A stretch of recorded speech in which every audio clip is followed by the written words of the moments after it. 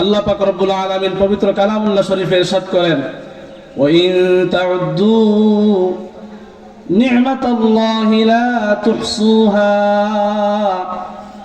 ইন্নাল ইনসানা লাযালুমুন কাফফার।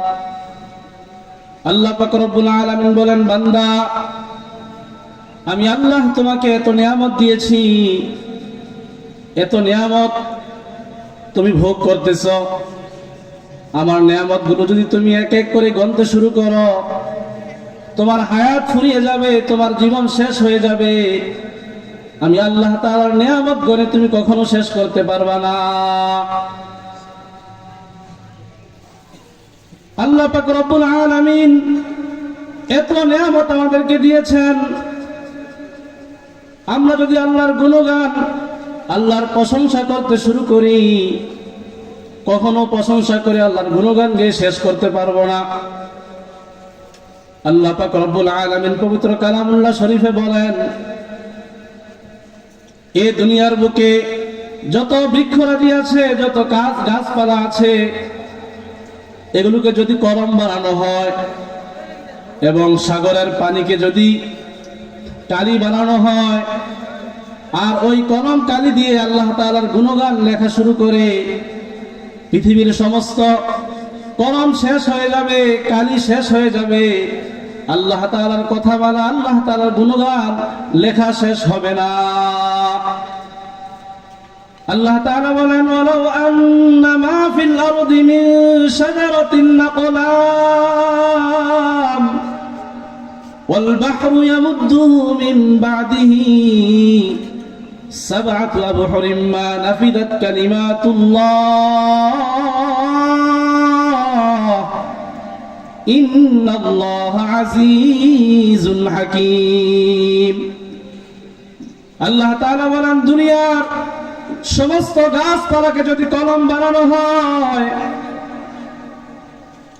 এবং এই যে সাগর,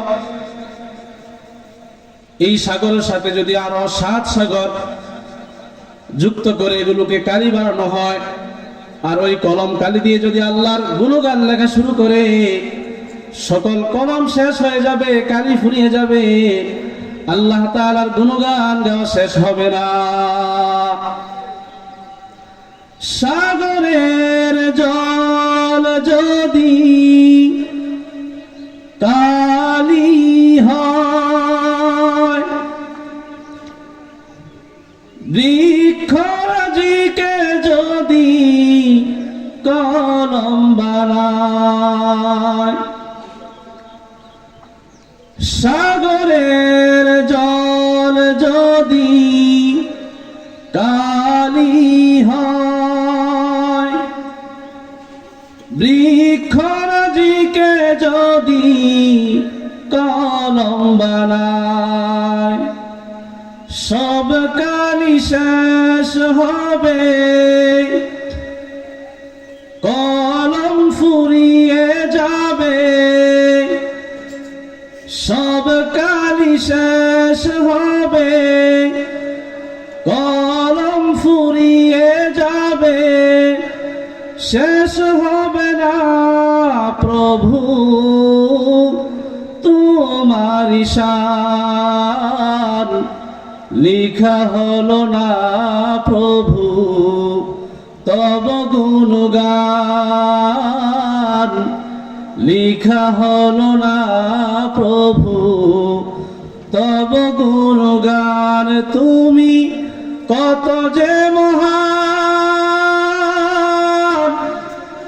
কত যে মহান, তুমি কত যে মহান। আল্লাহু আকবার। আল্লাহ তাআলা এত বড় মহান, আল্লাহ এত ক্ষমতাধর, এত বড় শক্তিশালী। আল্লাহ তাআলার গুণগান লিখে, আল্লাহর গুণগান গেয়ে কখনো শেষ করা যাবে না। প্রিয় উপস্থিতি,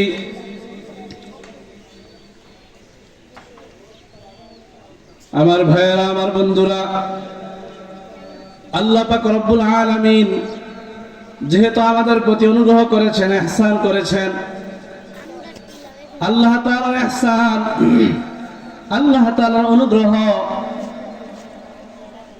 আমাদের উপর সীমাহীন। তো এই ইহসানের দাবি হলো, এই অনুগ্রহের দাবি হলো সর্বদা আল্লাহ তাআলার শুকরগুজার হওয়া, আল্লাহ তাআলার কৃতজ্ঞতা জ্ঞাপন করা। আল্লাহ পাক রব্বুল আলামিন আমাদের সবাইকে নিজ দয়ায় নিজ অনুগ্রহে আল্লাহ তাআলা আমাদেরকে মানুষ বানাইছেন। আমরা আল্লাহ তাআলার কাছে কেউ দরখাস্ত করি নাই, আল্লাহর কাছে কেউ আবেদন করি নাই। আল্লাহ তাআলা বিনা দরখাস্তে বিনা আবেদনে আমাদেরকে মানুষ হিসেবে দুনিয়ার মধ্যে পাঠিয়েছেন। আল্লাহ তাআলা চাইলে আমাকে আপনাকে কোন প্রাণী বানিয়ে দুনিয়ার বুকে পাঠাতে পারতেন। আল্লাহ তাআলা গরু ছাগল অন্যান্য প্রাণী বানিয়ে আমাকে পাঠাইতে পারতেন, কিন্তু আল্লাহ তাআলা আমাকে প্রাণী বানান নাই। আল্লাহ তাআলা এই পৃথিবীর বুকে সবচেয়ে শ্রেষ্ঠ জাতি যারা আশরাফুল মাখলুকাত ইনসান হিসেবে আল্লাহ তাআলা আমাকে পাঠিয়েছেন। এখানেই শেষ নয়, আল্লাহ তাআলা মানুষ বানিয়ে আমাদেরকে আবার নির্বাচন করে আল্লাহ তাআলা মুসলমানের ঘরে জন্ম দিয়েছেন। আমরা জন্মসূত্রে আমরা মুসলমান। এই যে ঈমান ইসলাম, এটা যে আল্লাহ তাআলার কত বড় নিয়ামত, এটা কত বড় দৌলত। ঈমান নামক নিয়ামত, এই দৌলতের শুকর তো আমরা কখনো আদায় করে শেষ করতে পারবো না। এই দুইটা নিয়ামত এত বড়, এত বড়, আমরা যদি আমাদের জীবনকে এর জন্য উৎসর্গ করে দেই, এরপরে তো এর শুকর আদায় করে শেষ করতে পারবো না। একজন কবি বড় সুন্দর করে কথাটাই তিনি বলেছেন, আদমিয়ত দাদাই বা জম মুসলমা কর দাই, আদমিয়ত দাদাই বা জম মুসলমা কর দাই, আয় খুদা কুরবা শাম ইহসাব और ইহসা কর দাই, আয় খুদা কুরবা শাম ইহসাব और ইহসা কর দাই। কবি বলেন, আয় রব্বুল আলামিন, আয় প্রভু, আপনি আমার উপর অনেক বড় অনুগ্রহ করেছেন, অনেক বড় ইহসান করেছেন। আপনি আমাকে মানুষ হিসেবে দুনিয়াতে পাঠিয়েছেন। মানুষ হিসাবে পাঠিয়ে আবার আমাকে মুসলমান বানিয়েছেন। এই জন্য আমার জীবন আপনার জন্য কুরবান।